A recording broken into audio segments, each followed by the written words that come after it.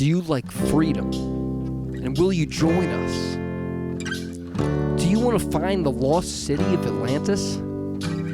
Well, hang in there, bud. Because together, we're gonna find it here at TekWars 2.0. Well, here at TekWars 2.0.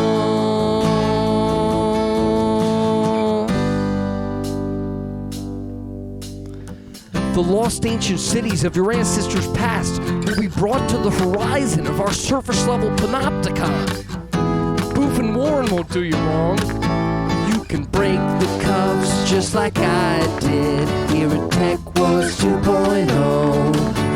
Here at TekWars 2.0. Here at TekWars 2.0.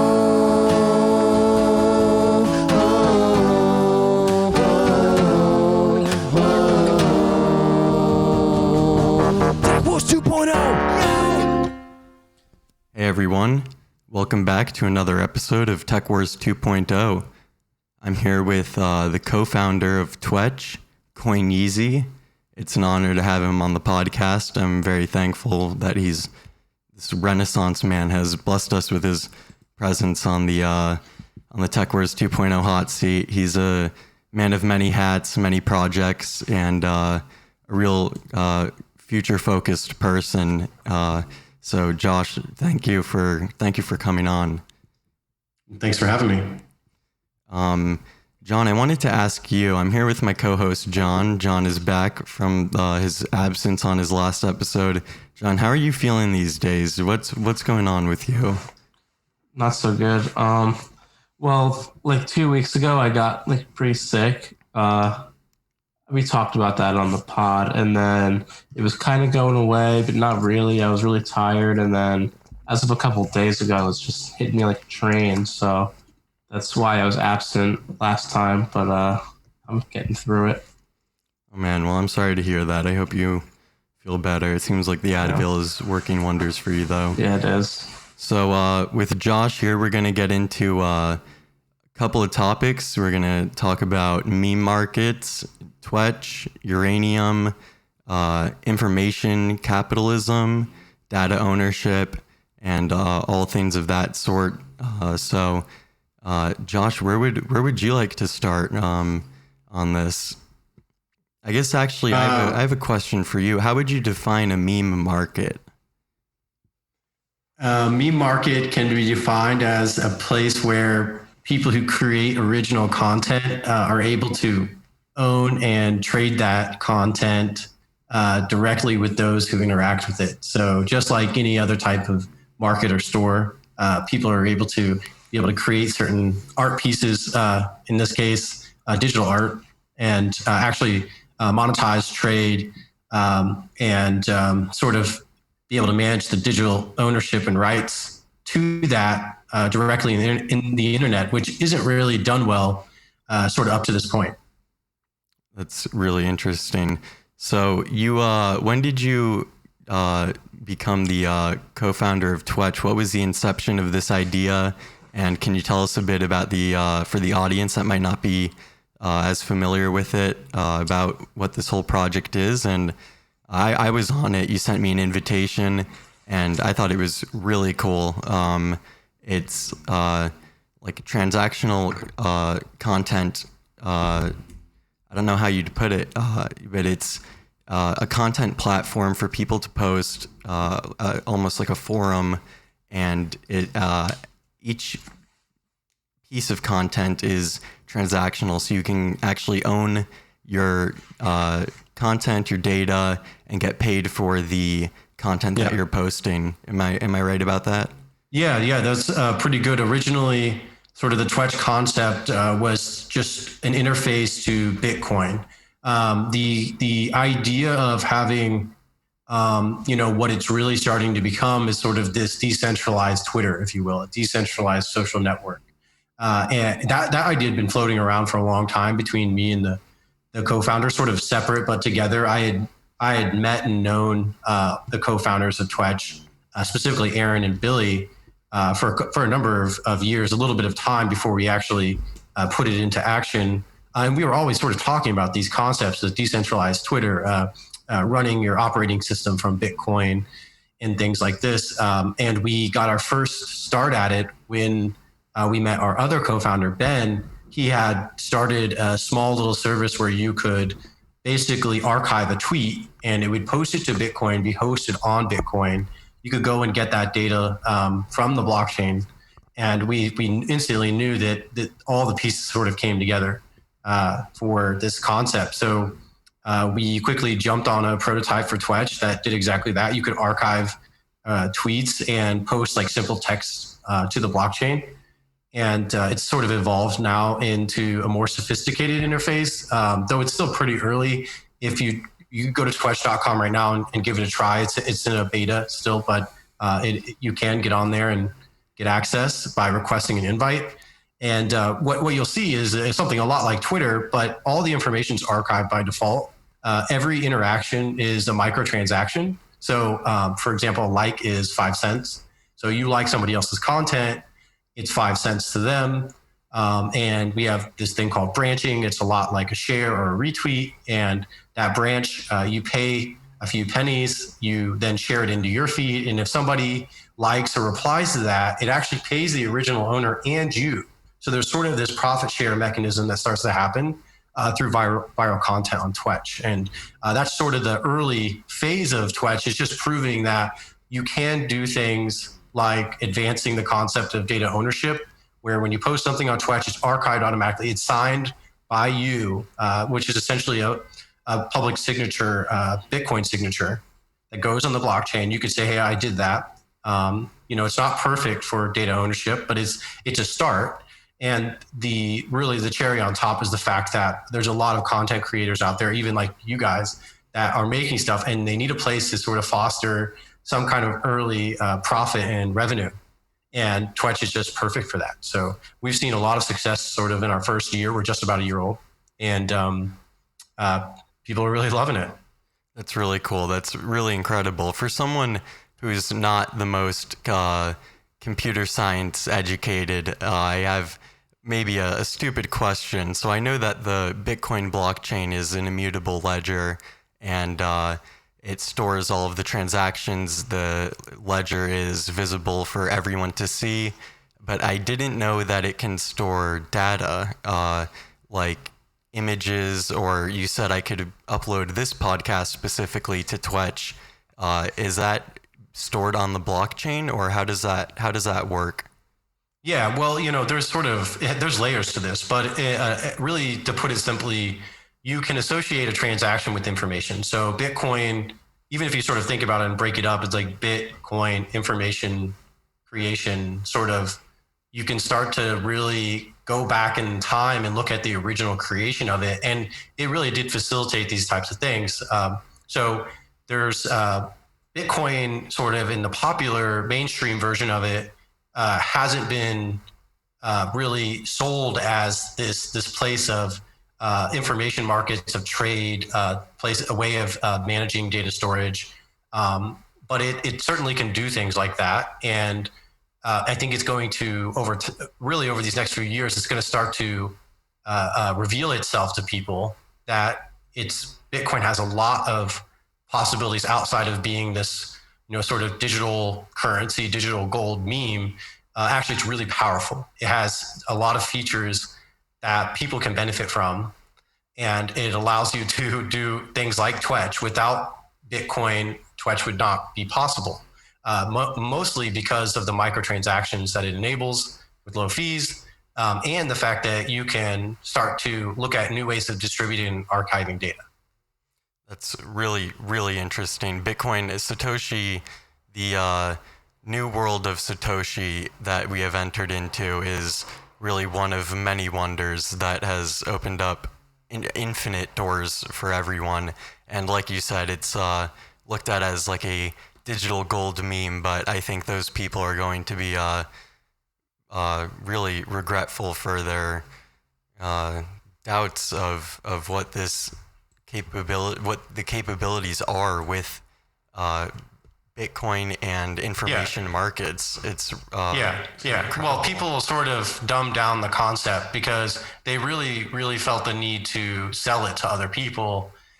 in order for them to then profit off of it. So, which I think is fine, but it's just what happens is sort of both rhetorically and technically, they've changed things about Bitcoin. So BTC, as you know it, sort of has it's had code changes over time that have hindered or stunted the opportunity for this. So if anybody who I won't get into this too much, but if anybody who's followed it a little bit notices there's different types of Bitcoins, different tickers. Well, Bitcoin's this protocol, right? So Twetch just uses the sort of original base protocol, and it operates under the ticker BSV. But it's really just a means to an end for us to be able to do these things like data ownership and microtransactions.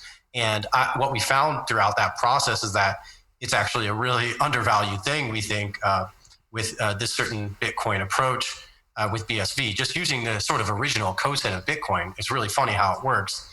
But the Bitcoin itself is really sort of regressed in the last 10 years. And we're going to bring it back in a really cool way. And there'll be a point when we build this the right way that people won't even really have to know about Bitcoin to have benefits from it.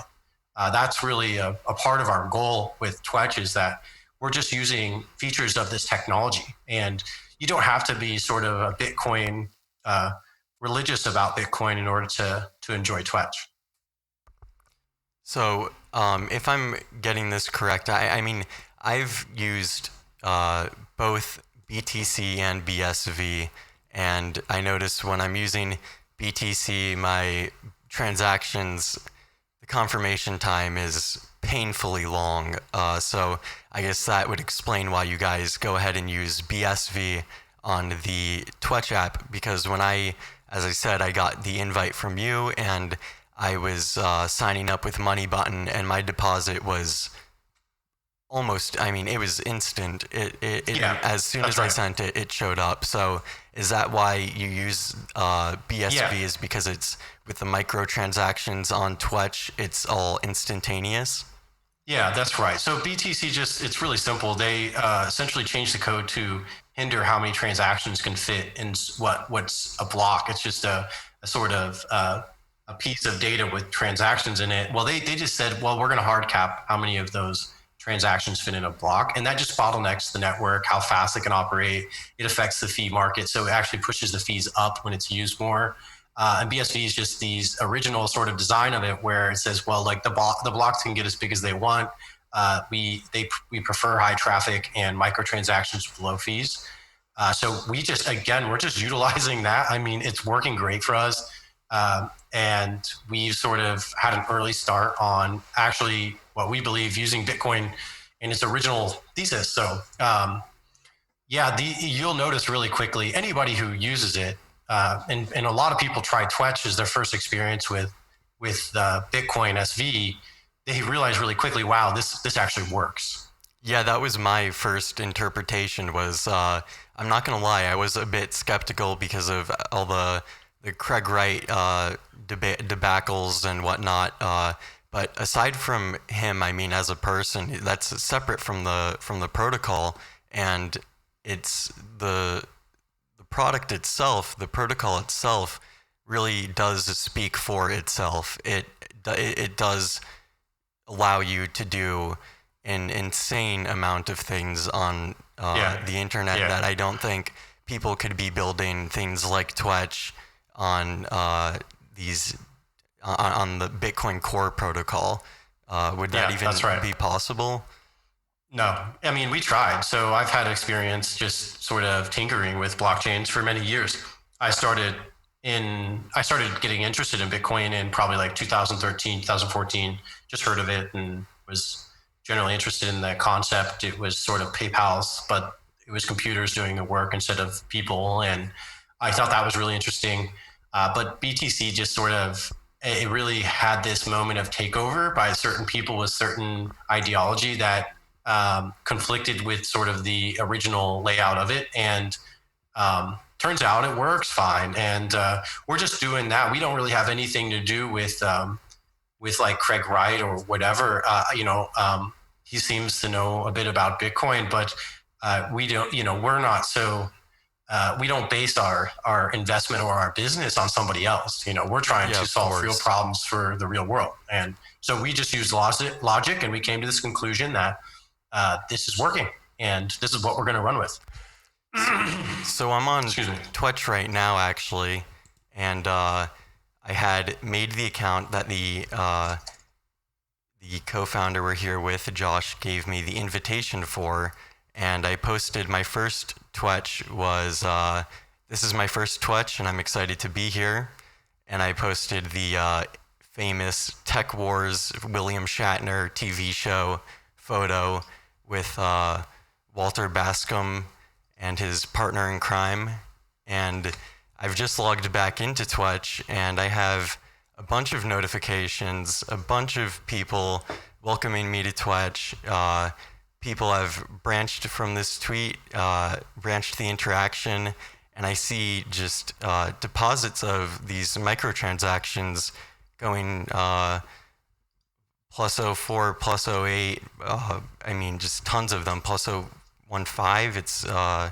This is really cool, and the interface is really, really something awesome. It's really clean and really nice. Yeah, if you go to your profile, you can see actually what you've earned so far in revenue. Oh, holy shit! I have the $3 I've made off of that one tweet, or one Twetch. Sorry, Twetch now. We're living in the future. We're living in the Satoshi's future.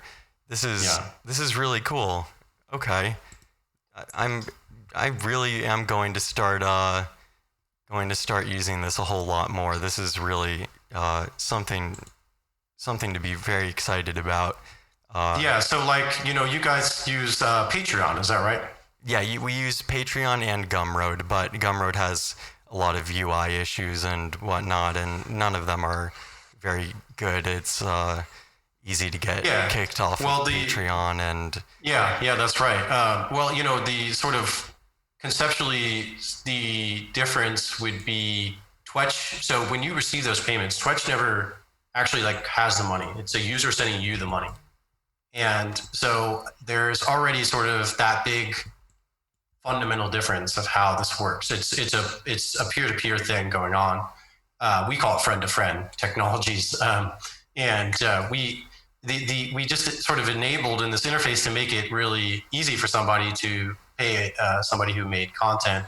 Another thing to sort of think about is when these big Patreon or Gumroad, a lot of times these companies have a hard time monetizing themselves. And the way Twetch works is when you send money to somebody or do a transaction, which is an interaction on Twetch, Twetch makes money from the small percentage of that transaction itself. So we have a micro transaction model to that's how we earn money. I think it's really important to note that, because a lot of companies that sort of serve you these types of interfaces, they don't either, they're going to go bankrupt, or they're going to have to do things like sell your information, sort of just create big advertising bubbles for you to live in. And we have, as far as I know, we're the first to really do this, where a good number of people are using this platform, and we don't serve ads. We don't have to sell your information. That's for you to do. We have a different way of making money and staying alive as a business. So we're totally incentivized to make it this way where there's not really a vendor lock-in. And we think that's the internet of the future. We think users are going to be able to create their own small worlds instead of being controlled by sort of the single power. That's really, this is the future is here. This is really incredible. I'm perusing the Twetch interface right now, and I see Matt said /pay Elon Moist 10 cents for helping him to test something. So you can do direct payments as well, just from peer-to-peer based off of a Twetch? Yeah. So your Twetch account, you can think about as a wallet and its account. So you're able to build this sort of profile that actually can hold money and manage money. And so when you see a lot of times on Twetch, somebody makes a meme for someone, and then they'll pay them a couple dollars. We even had somebody get paid, I think it was $218 for a meme that they made for somebody else. So you'll put up a job offer for a cool meme, a dank meme, and then that person actually can pay you right there on the interface. And that's sort of that peer-to-peer trade. It's saying, hey, make me a meme, I make you a meme, you pay me for the meme, you now get the rights to use this meme. So that's what we're seeing evolve, and we really love this ourselves. Being sort of, I've found a lot of success on Twitter myself, and the first thing you notice is I have 20,000 followers, and I don't make a single penny from it. I create all this value for these big companies, and I get nothing in return.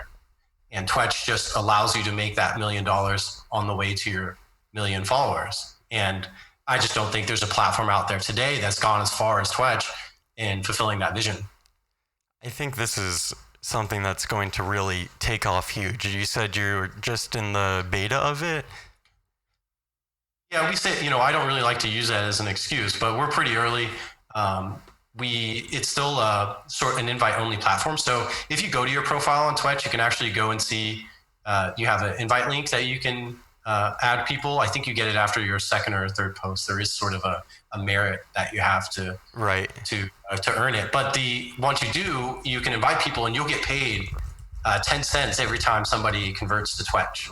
So it's an invite only. We just started that a couple months ago, sort of we were just hand selecting early users to then friends of their friends could get in to now you can have this invite system that allows people to do that. We just really are building this organic community. It's a culture, it's a culture that believes in ownership and trade and memes and just really thinking about how the people that are very aware of how companies like Facebook and Twitter and Google are just scooping up all this data and doing all this funny business in the background.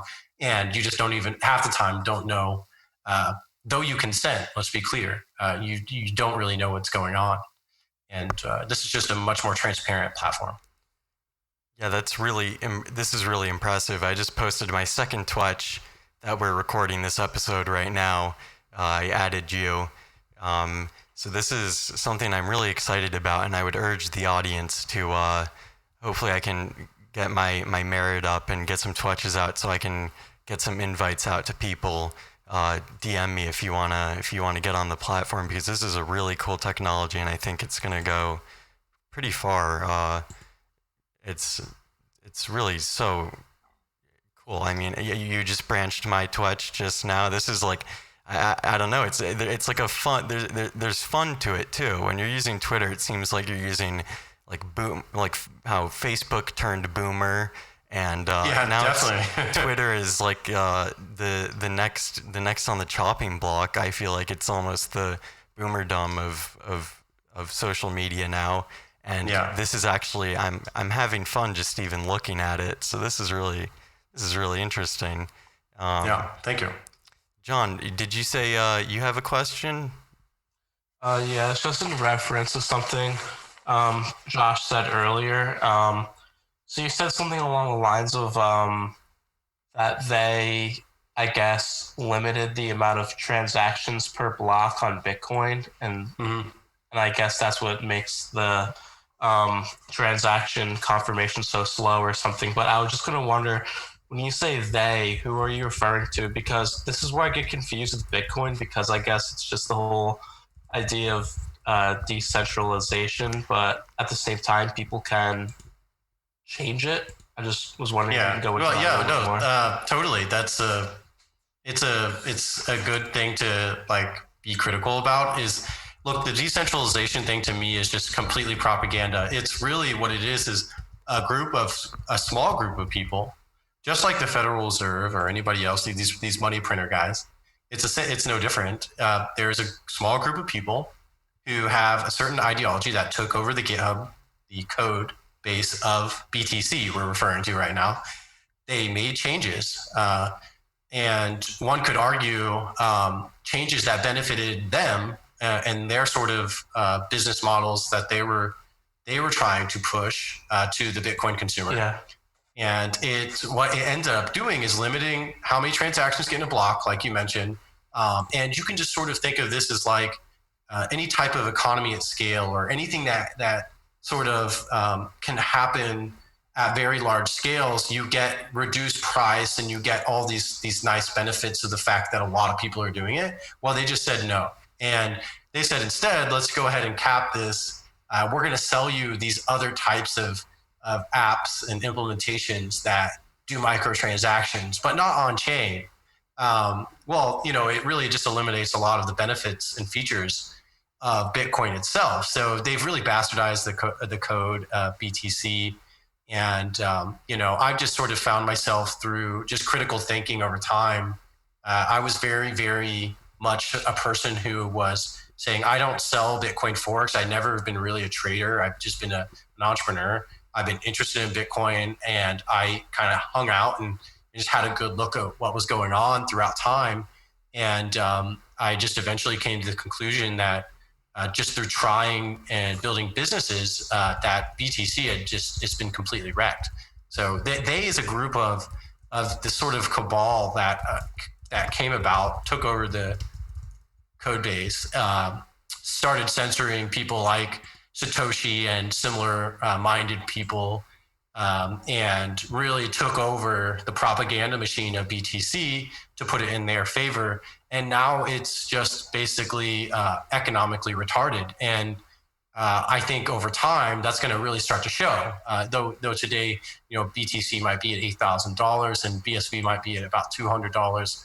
I think you're going to start to see a real economy arise on BSV because of the fact that it doesn't constrict the protocol. There's no change. There's no like major change. In fact, it's just like being more original, if anything. And there's no sort of hard cut on how much economic activity can happen. I think that's a huge upside. And the basis of all economies is trade. It's transaction between one person and another. And BSV just enables that at a really, really great scale. And you just said something that I was going to bring up earlier before our Zoom crashed. I wanted to say it's funny because the market capitalization, the price of Bitcoin BTC, is not indicative of its performance, really. It's just indicative of what people are speculating on it as, and pure speculation. That's right. It's just pure speculation. Yeah, and with BSV, it might be a lower priced coin, but here I am on Twetch right now having I have a huge grin on my face. I'm honestly having a lot of fun looking at this, and I have to focus on the podcast more because right now I'm perusing Twetch. But it's really such a cool technology that you can build. I've seen many apps being built on BSV, and it's something really cool. So I mean, the price should not be indicative of the protocol. What should be indicative of the protocol is the technologies on top of it. And you've done something really amazing with Twetch and building that on top of BSV. And I'm glad that you did, because this is probably going to be my new favorite website. Yeah, I think we've been on this podcast for 20 minutes, and you've probably done more Bitcoin or interacted with more people on Bitcoin than any person holding BTC. And the proof is in the work, and that's just as simple as that. That's our mentality of Twetch itself. I can place it in the chat here for you guys, but a friend of mine, Jack Liu and Paul Martin, just launched this project called Dimely.io. And essentially what it is a little list of people you can call, and they can pay you or you can pay them. So it's a super simple interface that you can get on there, create a profile, and sort of earn money by answering questions or whatever it is. I kind of like to think of it as like a chat roulette with microtransactions. If you guys are familiar with chat roulette, you could randomly have calls with people. Oh yeah, I love that. Especially when I was in university, that was like a big hit. We would hang out in the dorm rooms and just and hang on that thing. And at some point, it got taken over by naked guys. Yeah, of course. Like every other one is just a guy in his thing out. But yeah, chat roulette was that was a lot of fun back then. And then Omegle too. But I'm looking at Dimely right now, and this reminds me almost of like a Bitcoin Craigslist.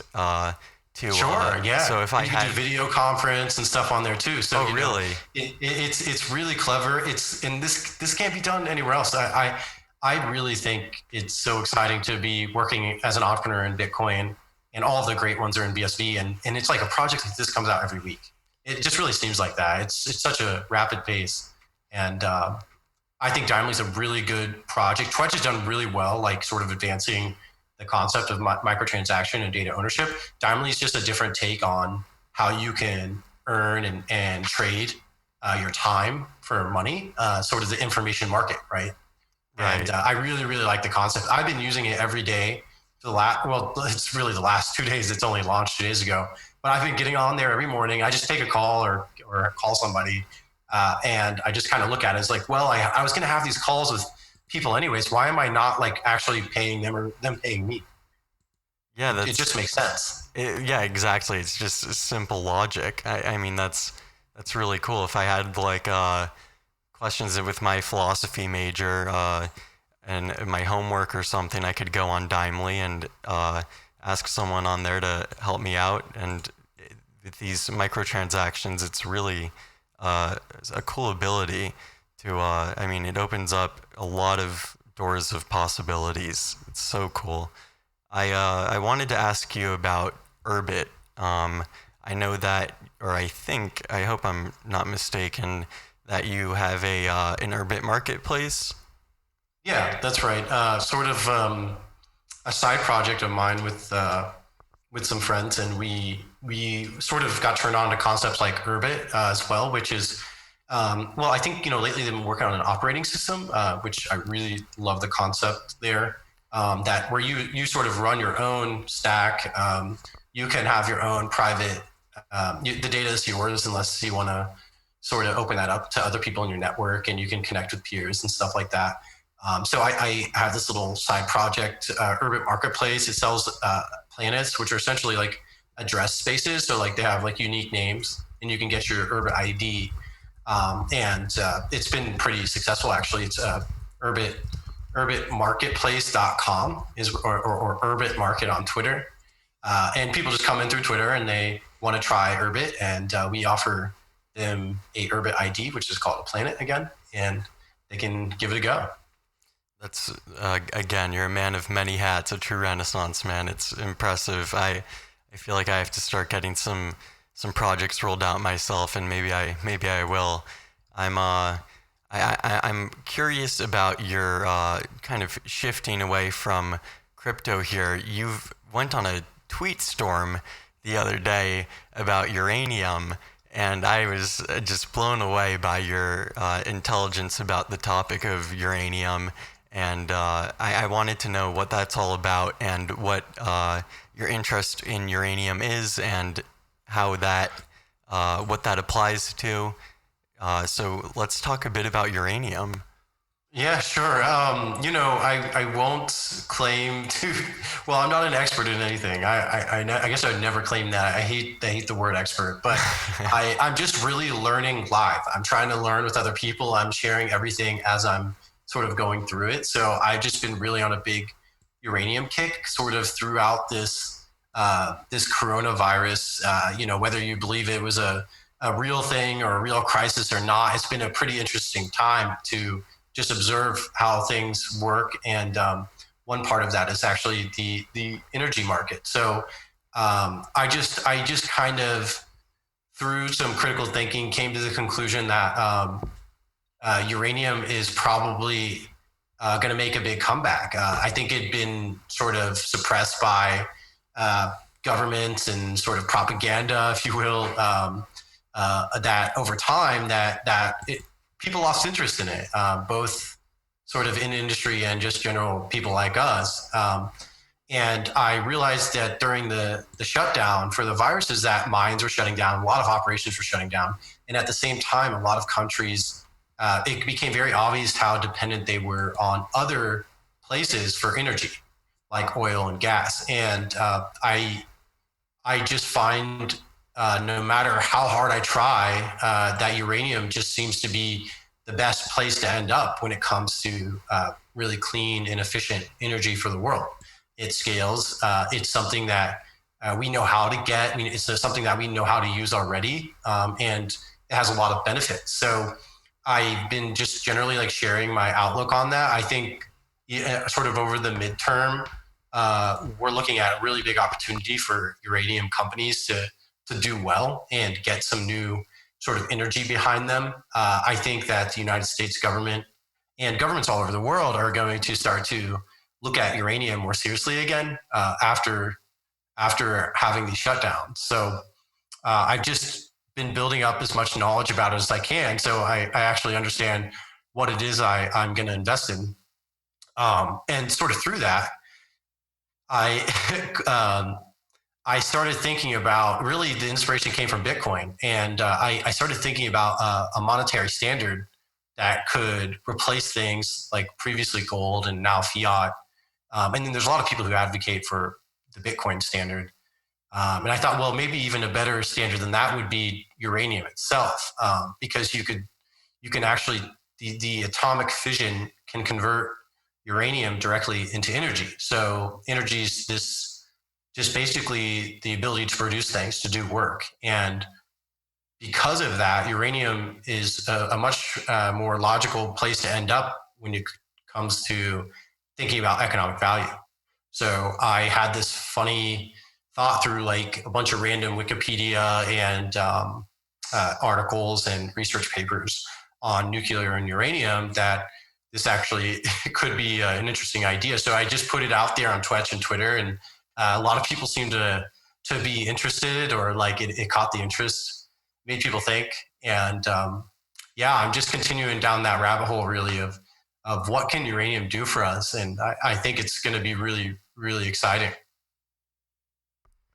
John, what do you think about that? You're a bit of an investor. Well, you invest in Exxon and Bohr and all these small cap kind of.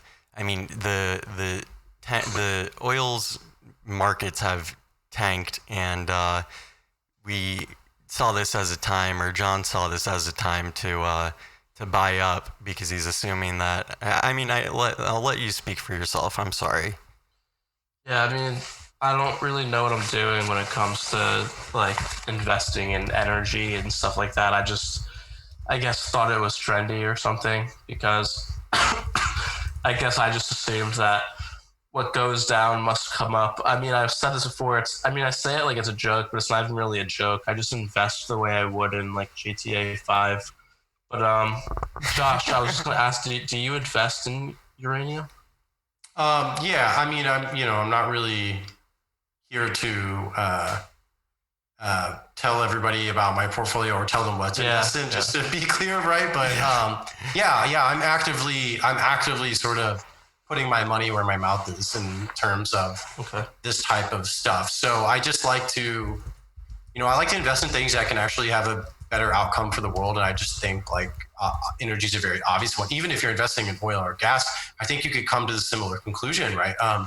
Yeah, it's just like, well, okay, the price went down and it might go up. That's a pretty good call. You want to buy low, sell high, good start. And then you're going to start to think about, well, what can impact the most people? What can do the most for the most people, right? That's real value. So that's where I just kept finding myself coming back to uranium and thinking, well, like everything can sort of be powered by this glowing rock, and at the end of the day, uranium, like nuclear power plants, are not that complicated. I guess I guess I dare to say that they're really just like these big boiler rooms, but the glowing rock is actually what makes them operate so efficient. It just comes down to the actual like mineral itself, right? So. I think anybody who thinks about energy, they're gonna end up in like a better place intellectually, because the sort of how all this, like the actual improvement of the world and like the physical things around us and having less impact. Whether you think climate change is a scam, that's fine. I think that we can all acknowledge that we can just do things more efficiently. It's not really about maybe climate change or global warming or whatever. It's more like, hey, do you think we could just do more with less, right? And I think that's what uranium accomplishes. So that's where I find it really exciting. Yeah. That's really, I hope I don't hit a dead end with this, but I always ask my guests because I don't know about it. So hopefully you do. And if not, we can maybe move on to something else, or it's a good recommendation. Do you know much about thorium? Because I see on the timelines a lot about thorium energy and how that's a kind of suppressed technology of energy production and conservation, and it's apparently a real clean, like one of the cleanest and most efficient energies that are energy producing systems that exist. And if you don't know much about it, you can't really thorium pill me, but Yeah, I don't know a ton. I think that if I remember right, it's like a thorium has sort of less amount of material that can be used for a nuclear chain reaction, but it's more abundant. I think that's more or less the sort of thing there. But you know what it all ends up being is it makes hot water, and the hot water produces energy. That's what it all ends up being. So yeah, like so that's very clean then, I something guess. there. Yeah, it's well. There's no sort of dirty emission. You know, there's definitely waste from it. You have to enrich. I'm not 100% on thorium. I'm just assuming it's the same. You have to enrich uranium, and then you have waste, right? But it doesn't emit like as much. It doesn't pollute as much in the air. That's good for us, right? We can breathe clean air. That'd be really great. I like clean air. Yeah, I think we all should take a good thing on a good stance on whether you believe, like you said, in climate change or not. I think we can all be more efficient, at least in what we're doing and how we're doing it. It ties in exactly with, like you said, ties in with this cryptocurrency economy. There's evaluate what you're doing and look at what you could be doing better and faster. And Twetch is a good example of that. Twetch is like the uranium to Twitter's, I don't know, nuclear fusion or something like that. It's really an impressive product, and I think that's a good analogy. Yeah, well, I like that analogy for sure. And I think like the general concept of what we're trying to do is look at ways to scale the world. You know, I've kind of had fun with this idea. I think at some point I did like a podcast and I accidentally said there was like 60 billion instead of 6 billion people on the world or something. But what I ended up sort of getting from that was, look, we're trying to scale the world peacefully. You're going to need good energy. You're going to need good economic systems. You're going to need people to be able to have individual property ownership and be able to trade and sort of reduce prejudice by these concepts of proof of work. It all ties in very nicely. As Andrew DeSantis said, the reboot of the cultural operating system. And that's what we really are looking for, and that's how we think. So we're really investing in the future. We're putting our money where our mouth is. We're putting our time where our mouth is. We're putting our work where our mouth is. We're saying, this is what the future is going to look like. We want to help it be better. We want to get there faster, and we're going to actually commit our lives to it. So it's like, as fun as it looks on Twitter and Twetch about uranium, there's a lot of thinking, and it's very serious, right? We're really serious about all this. Yeah, I mean, with a growing population, I think proof of work is like a really valuable thing that's going to be indicative of many people's future economies. And I think that you are building the future right now. You seem very, would you consider yourself a futurist? I don't know. I just more like to keep it simple and just say I'm an entrepreneur, and I'm trying to build stuff that people find valuable. And usually that's the entrepreneur's job, is essentially to try to better predict the future. And so that kind of comes with it, that tag of futurism. Right. With every good entrepreneur has the ability to see in the future. And so I place myself under the entrepreneurial category, and I'll stick with that. Okay, yeah. It's really really cool what you're doing with all of these things. I want to talk about maybe sorry, what was it? It was just on my mind. Information capitalism. How would you define information capitalism for me, and what does that kind of is that? If I'm understanding correctly, I would think it's like the processing of information and sharing of information in return for capital, like Twetch is doing in terms of owning your data and being paid for your content, transactional content. And is that what information capitalism is, or what do you have to say about that? Information capitalism is an idea that stems from George Gilder, one of my favorite authors and really a big influence in how I think. And I had the opportunity to meet him actually in London this year and get my book signed by him and everything. So shout out awesome. George Gilder. He's the man. He's like 80 years old and still goes on jogs every day. It's just like, oh, what a legend. Kills it. Oh, really? It's amazing. And the concept came from him, more or less. I sort of took my spin on it with concepts like Bitcoin. I think I have, for lack of a better word, like a better understanding or a more involved understanding of Bitcoin. So I was able to tie those together as best as I could. And information capitalism is a system where private individuals can, or businesses can own and control their data, information, and the sort of economic and political culture of this is referred to as like an information economy. And Twetch is like a really sort of early dumb, if you will, as clever as we think we are. Where there's like a much bigger, brighter vision and a lot to be fulfilled with Twetch, but it's an early version of the information economy that we think's going to kind of come, like the 2040 vision. And information capitalism is just the easiest way to sort of share that idea with other people. So I did a little bit of writing and sharing about the information system and sort of how, George Gilder compares it to the universe. And it's not like a statistical model. It's like, I think he refers to it as like a singularity that has improbable information. It's a super surprise. He uses words like that. It's the ability to have sort of these explosions of creativity.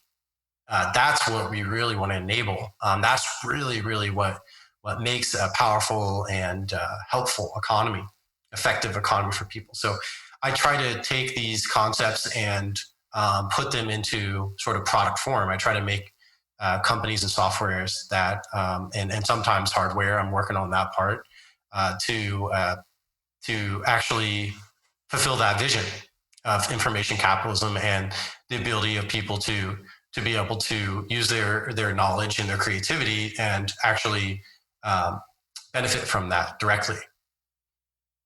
I think I'm going to have to check out George Gilder now. Is that that's the author's name? Yeah, George Gilder. He's really, really great. I really like George Gilder, Douglas Hofstadter, Roger Williams, Metamorphosis of Prime Intellect. I'm reading Daniel Suarez, Demon. And then he has another book with it, Freedom, that was recommended by my friend and co-founder Aaron. And I try to like mix these sci-fi and academic books with like real life work. That's really what I'm trying to do here. I take all these bits and pieces of ideas. I'm talking to Mark Wilcox and his crazy ideas. I'm saying, okay, I'm sort of the most unoriginal person ever. I'm just actually made up of bits of all these other people's ideas, and I'm trying to form them into something that other people can use, right? So I use all these pieces of these books basically to help me put that puzzle together. I would say that you are one of the most original people I've ever spoken to, actually, even if you are getting these bits and pieces from other people. To be able to piece them together in a way that you have is so impressive, and you seem to have the most forward-looking, advanced understanding of the neo-economy, as I call it. in that I've spoken to in a long time, and this has been very refreshing. I'm wondering if is there anything else you'd like to talk about?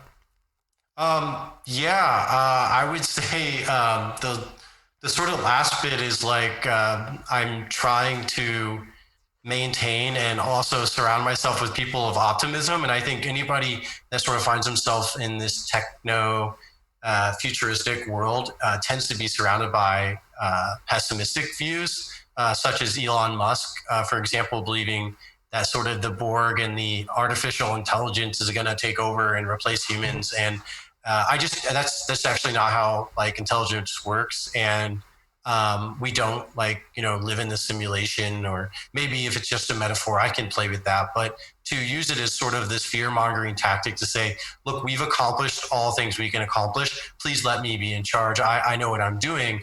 I feel like people like Elon Musk and people I really looked up to at some point, I'm sort of now like, okay, this guy is a total boomer. He's hit the peak. He's really trying to juice this thing. I'm trying to like build a better, brighter future. So we kind of even use that in Twetch's marketing. We have our culture is called Bright Gang, and it's all about a bigger, better, brighter future. One where people can have data ownership. Of course, that's a big theme, and we love having humor and memes. But it's an optimistic thing. We're looking at how can technology help us have a better future. Technology isn't the demise of humans. Humans have not had reached the pinnacle of attainment. These are concepts that were driven by people like Karl Marx that were a massive fail. The industrial era was not the end of human progress.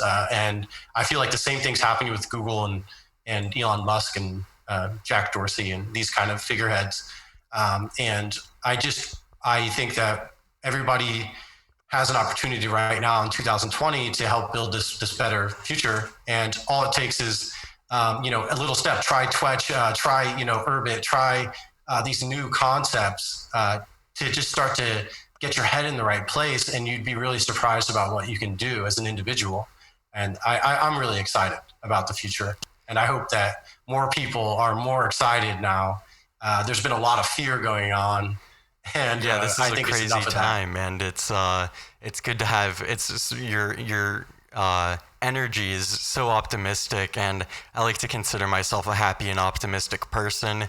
But you've kind of almost just lifted my day up with your energy and given me motivation to maybe open up my horizons a little more. As corny as that sounds, to maybe work on a project that does something in this neo economy and can really be something beneficial for not just myself but for other people as well. And awesome. I love the Bright Gang. That's really good. That's a really good thesis to have. My final question to you, Coin Yeezy, the famous frog, is where does I'm trying to turn this into a Bane quote, but it's not really working. Why does he wear the frog? Perhaps I guess that's my best shot at it. What's the whole frog thing from? I see right behind you. We're on Zoom, and I think it says Francs right behind you. And yeah, that's right. It's a really funny brand that you have here. So yeah, the frog is sort of. It gives me the superpower of being able to say things maybe I wasn't going to say when I was this average white guy. I found I started my Twitter Coin Yeezy in I think 2017. I'm not sure, even something like that. And before that I was on Twitter pretty early, and I was talking about Bitcoin and Ethereum, and I was getting, nobody was listening to me. It was just this white guy with a sweater on, right? And I turned into this character online, and it ended up being that people tended to pay attention, and I was able to sort of project more humor, and things like memes became a real big passion of mine, actually. I was just able to sort of put the mask on in a weird way. Actually, I always describe it as taking the mask off. By being Elon Moist, Coin Yeezy, I was able to be more myself, and I was able to unlock sort of creative corners of thought that I couldn't previously. So, it kind of came from this idea of I created a Telegram group where some friends of mine and we had this group called the Crypto Aquarium. And I was originally like this fish character, and then I evolved into the frog character, and I just kind of stuck with that. And I just took it and ran with it, and people really loved it. And now I don't know if there's ever going to be a real pivot away from Elon Musk. It's just something that people can really get behind, I was thinking, I love shout out to all the frogs out there, the frog Twitter, and everyone listening. But I do want to, before we leave, I just had this one last idea. You're kind of Elon Musk's pessimism that he's gotten. Aren't you a little excited though for Neuralink and the ability to send Twetch transactions from telekinetically from mind to mind, or telepathically from mind to mind, and you can maybe in the 2049 future we can be sending Twetches from without any keyboard interface. Who knows? Oh yeah, why not? We could just all start fucking robots while we're at it too. I think that's really what they're getting at. I think it's basically a scam. And check out something like primeintellect.io. That's going to be a company that really accomplishes these things. Artificial intelligence is just that. It's artificial. What we want is prime intellect. That's human meets machine. That's going to reign, and that's going to allow us to have this more productive and brighter future. As much as I want to sort of go through the mental masturbation of Neuralink, I basically don't buy it. And it seems like it's like a almost. He talks about how it's going to be AI symbiosis, and then when he really gets asked about it, he's talking about how it'll help muscle spasms. Like it seems like there's a whole lot of it'll be one of those things. If I really, I'll go on the wire here and make a prediction that it's always 18 months away and it never actually really happens. Yeah. And just like going to Mars, by the way, it's like just not going to happen. And we have plenty to discover on this Earth alone.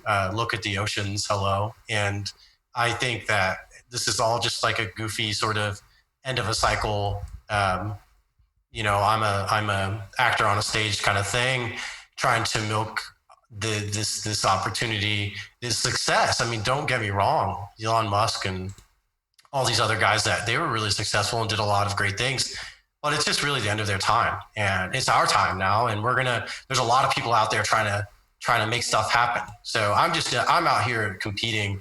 I think all that stuff's goofy, and I'm not interested in any more of these sort of ICO type concept scams that just never actually happen.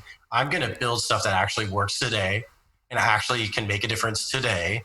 That's what I'm interested in. So I don't want to sound pessimistic, right? But I'm very optimistic about sort of what me and my Bright Gang crew are doing for the future, maybe much more than these funny Neuralink concepts and things. Yeah, no, and I mean, this whole time I'm not going to lie, I've been struggling a little bit. I've been paying full attention, but this whole time I've been on Twetch using it this entire time, and I'm having a lot of fun. It's like almost like you've turned Twitter into a microtransactional game experience. It's right. Just an actual fun platform. So I'd like to encourage all our listeners to get on Twetch, ditch the boomer Twitter platform, and start making some money on Twetch, because I've already earned about $2.90, so I'm rolling in it. But there you go. Josh, thank you so much for coming on, and it's been a pleasure having you. You've really brightened up my day with your optimism, and I feel like Bright Gang is going to go really far places. So thank you for coming on. It's been a pleasure. Thank you very much for having me.